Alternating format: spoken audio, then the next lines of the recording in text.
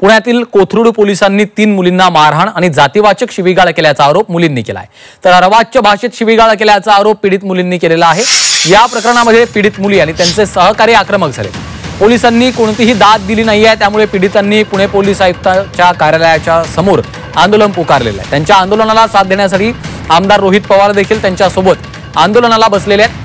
तर वंचित बहुजन आघाडीच्या नेत्या अंजली आंबेडकर आणि सुजाता आंबेडकर यांनी देखील पीडित मुलींच्या न्यायासाठी पोलीस आयुक्तालयामध्ये ठिय्या आंदोलन सुरू केलेलं आहे। पोलिसांवर कारवाई करावी अशी त्यांची प्रमुख मागणी आहे आणि त्यांना आता आमदार रोहित पवार यांनी देखील साथ दिलेली आहे। त्याशिवाय राष्ट्रवादी काँग्रेस शरद पवार पक्षाचे इतरही प्रमुख पदाधिकारी त्या ठिकाणी त्यांच्यासोबत आंदोलनाला बसलेले आहेत। दुसरीकडे वंचितने देखील पोलीस आयुक्तालयामध्ये आंदोलन केलेलं आहे। अंजली आंबेडकर आणि सुजाता आंबेडकर सध्या पोलीस आयुक्तांच्या कार्यालयामध्ये पाहायला मिळतात। आमच्याकडे बघून हसून असं एकदम की तुम्ही काहीच नाही करू शकत। आजही आतापर्यंत एफआयआर अट्रॉसिटीची नाही झाली, मोलेस्टेशनची नाही झाली आणि पोलिसांकडनं दडपशाहीची झाली संभाजीनगरच्या ती 3री प्रकरण आहे। इव्हन आज सकाळी आम्ही इथे 10:30 वाजता बसलो, 10:30 पावणे 11 वाजेपासून प्रेमा पाटील मॅडम कोथरूड पोलीस स्टेशनच्या इथे होत्या। तिथे येऊन आमच्या समोर आमच्याकडे बघून हसून असं एकदम की तुम्ही काहीच नाही करू शकत। आजही आतापर्यंत एफआयआर अट्रॉसिटीची नाही झाली, मोलेस्टेशनची नाही झाली आणि पोलिसांकडनं दडपशाहीची झाली संभाजीनगरच्या ती 3री प्रकरण आहे।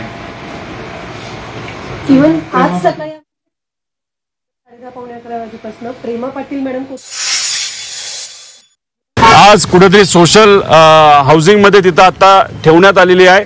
ती मुलीवर अन्याय झाला कसा आणि एवढ्या लेवलला तुम्ही जाऊन जर एन्क्वायरी करत असाल तर याच्यामध्ये नक्कीच काही काळबेरा आहे। त्यामुळे 2 विषय आहेत। एक विषय ती केस ज्या मुलीची होती ती कुठली आणि दुसऱ्या बाजूला जातीवाचक ज्या पद्धतीने या मुलींबद्दल बोललं गेलं, समाजाबद्दल बोललं गेलं, त्याचा निषेध आम्ही सर्वजण करतो। त्या पोलीस अधिकाऱ्यांवर तिथं कारवाई केलीच गेली पाहिजे असं आमच्या सगळ्यांची मत आहे। इथं मुली 11 तास झालं इथं वेटिंगवर आहेत, पण पोलीस प्रशासनाने अजूनपर्यंत त्यांचं कुठेही त्या ठिकाणी म्हणणं नोंद करून घेतलेलं नाही, तर कारवाई त्या ठिकाणी झालेली नाही।